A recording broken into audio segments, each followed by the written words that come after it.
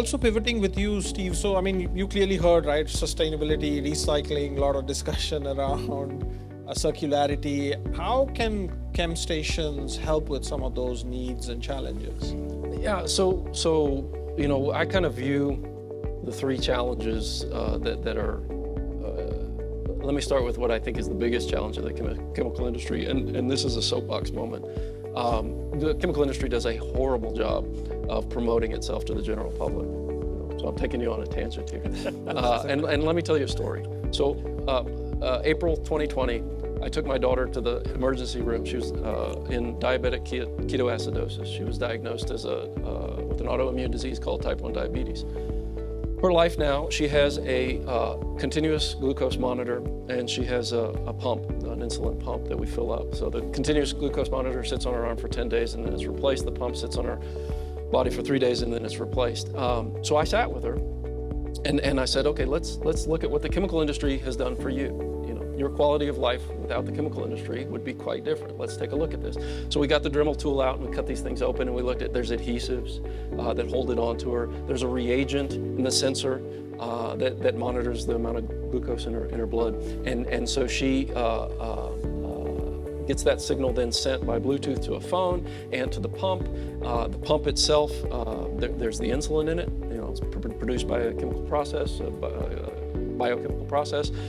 It's shipped, it's refrigerated, it has to stay refrigerated. We talked about refrigeration. We talked a lot about the plastics that go into that. It's a disposable plastic pump. You throw it away after 3 days. So we talked a lot about how that works and what they're using and how it to be recycled. The circuitry there's a battery, there's semiconductors, and the chemical industry has provided a quality of life to her that would be impossible without. And so I talk a lot about this when I visit with groups, and I think it's important because everybody in this room sort of understands that natively, having been in the industry. And I've talked to large trade organizations, AICAG, ACS. Those guys have some messaging around this, but what I want to promote to you guys is have those conversations with your kids, have them with your family, have them with your friends, have them with strangers. We print T-shirts that say chemical engineers are heroes. We put toilet paper, a bulletproof vest, on it, so people are kind of curious as to what are you talking about. And we talk about, a cell phone, and so we talk about, do you like cars? Do you like leather? Do you like cosmetics? Do you like fragrances? Do you like food? Not possible without the chemical industry. So again, thanks for going with me on that tangent. In terms of regulatory issues, a lot of that is driven by the public perception. So to come back to what you're talking about, I think some of what happens and the reactionary position that a lot of politicians take is because the general population just does not understand what the good things we do. How many of us in the last 2 weeks have been asked by a friend or a family, what's vinyl chloride? What's phosgene? Why do they let that stuff go on trains? Well, that's an education problem.